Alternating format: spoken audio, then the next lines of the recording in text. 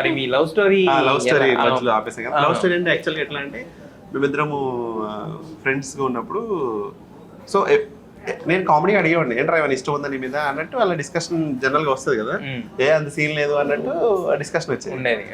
అసలు అది serious matter కాదు, అది ఫన్నీగా జరిగేది. ఆ తర్వాత ఇంట్లో నాకు మ్యాచెస్ చూశారు, ఎంగేజ్మెంట్ డేట్ ఫిక్స్ అయింది ఇంట్లో. ఎంగేజ్మెంట్ డేట్ ఫిక్స్ అయింది, ఎంగేజ్మెంట్కి వెళ్ళాము.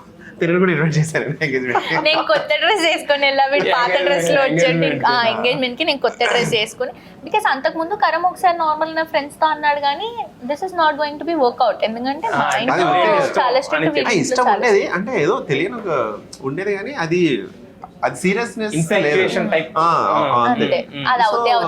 ఎంగేజ్మెంట్ వచ్చేసింది. ఎంగేజ్మెంట్ వచ్చినప్పుడు కూడా 2-3 సార్లు డాలీ నేను వంక చూసాను నేను. సో అది అయిపోయింది, ఎంగేజ్మెంట్ అయిపోయింది. సక్సెస్ఫుల్ అయిపోయింది. నేను ఇంటికి వెళ్ళిపోయా. ఇంటికి వెళ్ళి మళ్ళీ తిన డ్రాప్ చేసి వెళ్ళాను. డ్రాప్ చేసాము. వెళ్ళిన తర్వాత నైట్ 2 o'clock తను మెసేజ్ చేసింది ఒకసారి కాల్ మీ అని. నేను కాల్ చేస్తే ఫుల్గా ఏడుస్తుంది. ఎందుకు ఏడుస్తున్నావు అంటే అప్పుడు తను చెప్పింది అనమాట, ఒకసారి నీతో మాట్లాడాలి అంటే సరే నైట్ అయిపోయింది కదా, మార్నింగ్ కలుద్దాం 5 o'clock అట్లా 6 o'clock అరౌండ్ ఆ టైంలో కలుద్దాం అనేటప్పటికి అసలు ఏంటి అంటే సరే మాట్లాడదాం పొద్దున్న అని చెప్పి పొద్దున్న వెళ్ళి కలిసాం అనమాట. నక్లెస్ రోడ్లో వెళ్ళి కలిస్తే అప్పుడు తను చెప్తుంది, ఇన్నాళ్ళు ఏం తెలిసేది కాదు, ఒక అమ్మాయిని పక్కన నుంచొని అట్లా మెడలో దండలు వేసి అవి చూసినప్పటికి నేను ఎందుకు తీసుకోలేకపోయా. ఏం అనిపించలే, బికాస్ ముస్లిమ్స్ లో సపరేట్ చేస్తారు, అది ఉండే వీళ్ళ ఈయనకి సపరేట్ ఆమెకి సపరేట్ సంథింగ్ ఏదో చేస్తున్నారు. బట్ ఈ కాలంలో కలిపేస్తారులే అన్న ఒక థాట్ లో వాళ్ళు కలిపారు. కలిపిన తర్వాత ఒక లుక్ ఇచ్చాను నాకు. నేను అది చూడలేకపోయా. ఓ ఇంత హర్టింగ్ ఉంటుందా, మేబీ ఇది నిజం ఇష్టమేమో అన్నట్టు అని. ఇంకా నెక్స్ట్ డే ఎట్టి పరిస్థితుల్లో మా మమ్మీని ఒప్పించుకుంటా అని చెప్పి అలా అక్కడ నుంచి స్టార్ట్ అయింది మళ్ళీ. ఓకే, ఎంగేజ్మెంట్ అయిపోయింది, లవ్ స్టార్ట్ అయింది. మీ ఎంగేజ్మెంట్ తో మీ లవ్ స్టోరీ అప్పుడు స్టార్ట్ అయ్యి చట్టాపట్టలు వేసుకుంటూ తిరిగి వచ్చింది. చెప్పలేదు మేము ఎవరికి, బికాస్ మా ఇంట్లో నేను ఏదో కరంకి మాట ఇచ్చేసా. మా ఇంట్లో చాలా స్ట్రిక్ట్, నా ఇంట్లో ఎంత స్ట్రిక్ట్ కరం ఇంట్లో ఇంకా చాలా స్ట్రిక్ట్. అయిపోయింది. సో చాలా హారబుల్ సిచ్యువేషన్. మేము నిజంగా ఈ రోజు ఇద్దరం ఇలా కలిసి ఉన్నామంటే ఐ మీన్ ఈ ఇంటర్వ్యూ కానీ వాట్ ఎవర్ ఈస్ హ్యాపెనింగ్, ఇది చాలా టఫ్ సిచ్యువేషన్స్ ఫేస్ చేసుకొని వచ్చాం మేము. ఇప్పుడు కూడా ఏదో మనకి సినిమాల్లో ఉంటారు కదా, కన్నీళ్లు తడవకుండా ఏ ప్రమాదం కూడా.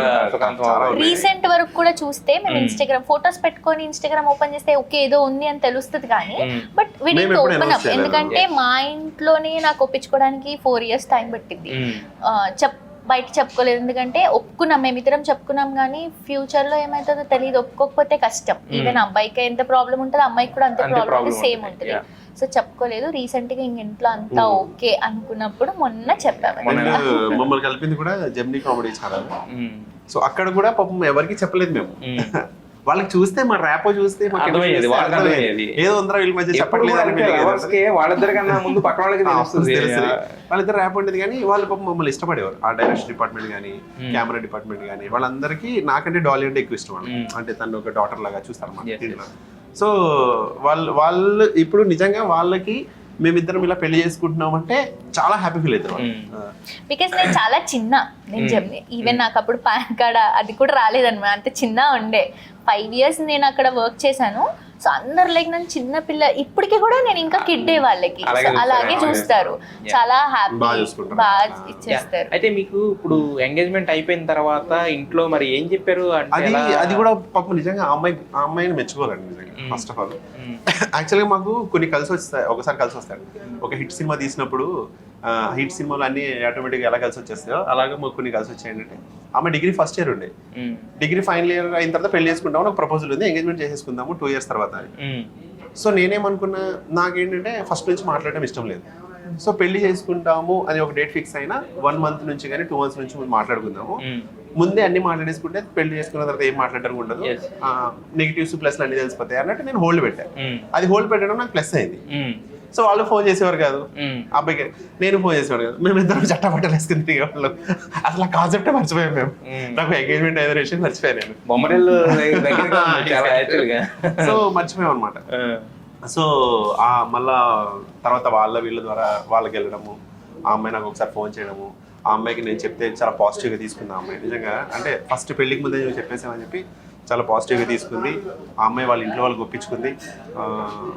సో యాక్చువల్గా అయితే ఆ కథ సుఖాంతం అయిపోయింది. అంటే ఆ అమ్మాయికి ఆ విషయంలో ఎంత పెద్ద థ్యాంక్స్ చెప్పినా చిన్నదే అయితే.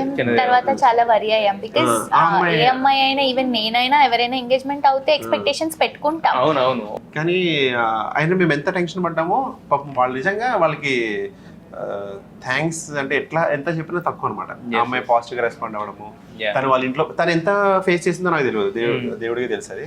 సో నేను ఎప్పుడు ఏమైనా దేవుడిని కోరుకున్నప్పుడు ఒకటి కోరుకుంటా, అక్కడ ఏమైనా నేను నాకు తెలియకుండా ఏమైనా మిస్టేక్ చేస్తే అది నన్ను క్షమించు అని చెప్పి మాత్రం నేను కోరుకున్నాను. ఎందుకంటే ఒక ఆడ అమ్మాయి లైఫ్ లో నేను వచ్చిన ఇచ్చేసాను. బట్ హ్యాపీ ఆ అమ్మాయికి వెంటనే తర్వాత ఒక 6 months తర్వాత అమ్మాయికి పెళ్లి అయిపోయింది అనే విషయం తెలిసింది, మమ్మీ చెప్పింది. ఎందుకంటే మా ఇంట్లో కూడా చాలా టఫ్ సిచ్యువేషన్, కరణ్కి ఎంగేజ్మెంట్ అయిపోయింది, మా ఇద్దరికి ఏం లేదు అన్నట్టే మేము ఉండేవాళ్ళం. వాళ్ళకి కూడా ఒక హోప్, ఓకే ఎంగేజ్మెంట్ అయిపోయింది వీళ్ళిద్దరికి ఏం లేదు, అది కూడా కొంచెం ఫ్రీగా వదిలేదు వాళ్ళ మమ్మీ. వీళ్ళ మమ్మీ కొంచెం తెలంగాణ టైప్ అనమాట, రఫ్ ఆడిస్తారు. ఇంత ఓపెన్ గా చెప్పేస్తున్నారు, భయం లేదు మా మమ్మీ అంటే వీడికి. వీళ్ళ మమ్మీ ఫస్ట్ లో చాలా స్ట్రిక్ట్ ఉండేది అనమాట. లైక్ 6 o'clock అంటే చీకటి పడుతుంటే ఖచ్చితంగా ఇంట్లో ఉండాలి అమ్మాయి. సో పాపం తను కూడా చాలా మారింది మీ మమ్మీ పాపం. బేసిక్గా మా మమ్మీకి మేము బ్యాక్ ఆన్సర్ ఇచ్చేవాళ్ళం కాదు, మొత్తం మమ్మీ డామినేషనే. పాపం ఏముంది, మా డాడీది ఏమి ఉండదు, మొత్తం మమ్మీ డామినేషనే. సో నేను ఇండస్ట్రీకి రావడానికి కూడా మా డాడీతోనే, మా డాడీ హెల్ప్ చేయడం, ఐ మీన్ సపోర్ట్ చేయడం వల్లే వచ్చా. స్టార్టింగ్లో వెళ్ళిన వెంటనే నాకు సీరియల్ ఆఫర్స్ అవి వచ్చేవి, నేను చేయలేదు, నేను రిజెక్ట్ చేశాను. ఎందుకంటే అమ్మ మా మమ్మీ సాయంత్రం అయితే ఇంట్లో ఉండాలి, నేను చీకటి పడేలోపు ఇంట్లో ఉండాలి, మా మమ్మీ ఒప్పుకోదు అనే థాట్లో ఉండేదాన్ని. చీకటి అయిపోతుంది పద నేను డ్రాప్ చేసి, చీకటి అయిపోతుంది పద నేను డ్రాప్, ఇలా ఉండేదాన్ని నేను మొత్తం. ఇప్పుడు పాప మమ్మీని మార్చేశాడు వీడే. అంటే వాట్ ఈస్ కరం అనేది తెలిసిన తర్వాత అతను మార్చిన అల్లుడు, బాగుంది. ఇప్పుడు వీళ్ళిద్దరు ఫోన్ చేసుకొని చాడీ పెట్టుకుంటారు నా గురించి, చూడండి ఇట్లా చేస్తుంది అట్లా చేస్తుంది, అది కంప్లైంట్స్ బాక్స్. వాళ్ళ మమ్మీ నాకు ఫోన్ చేస్తే నేను వాళ్ళ మమ్మీ ఫోన్ చేస్తాను, చూడండి మీ అమ్మాయి ఏం చేస్తారు. ఓకే. సో వాళ్ళ మమ్మీకి ఉన్న ఒకే కోరిక ఏంటంటే వీళ్ళకి పెళ్లి అయిపోతుంది తొందరగా, అట్లా అని ఉంటది కదా పెద్దవాళ్ళకి. లేట్ అయిపోయింది ఇప్పటికే కొంచెం అని చెప్పి, పెళ్లి ఎప్పుడు అయిపోవాలి అన్నట్టు. సో అన్ఫార్చునేట్లీ మా పెళ్లి కొంచెం అది మరి ఎప్పుడు దైవ నిర్ణయమా మరి అట్లా పోస్ట్ పోన్ అయితే వస్తుంది అది. అంటే మా మమ్మీ వాళ్ళకి కూడా చాలా టఫ్ సిచ్యువేషన్స్, బికాజ్ మా దాంట్లో లవ్ మ్యారేజెస్ అవన్నీ కొంచెం ఉండేవి, కానీ ఇంకా కామన్ ఏవో ఒకటి అంటూ ఉంటారు కదా. దట్టు నేను ముస్లింని చేసుకోవడం, చుట్టాలందరూ ఏదో మాట్లాడడం, రిలేటివ్స్ ఫ్రెండ్స్ మా మమ్మీకి చాలా పోక్ చేసేవాళ్ళు, మా మమ్మీ చాలా హర్ట్ అయ్యేది. తను చెప్పుకోలేక, వద్దు అనలేక, నన్ను ఇచ్చేయలేక, నన్ను బాధ పెట్టలేక, బయటి వాళ్ళ మాటలిని చాలా అంటే చాలా ఫేస్ చేసాం మేము స్ట్రగుల్స్. స్టిల్ ఇప్పుడు కూడా సరే ఇప్పటికి అందరికీ తెలిసింది ఇంకా చేసుకోండి అనే సిచ్యువేషన్.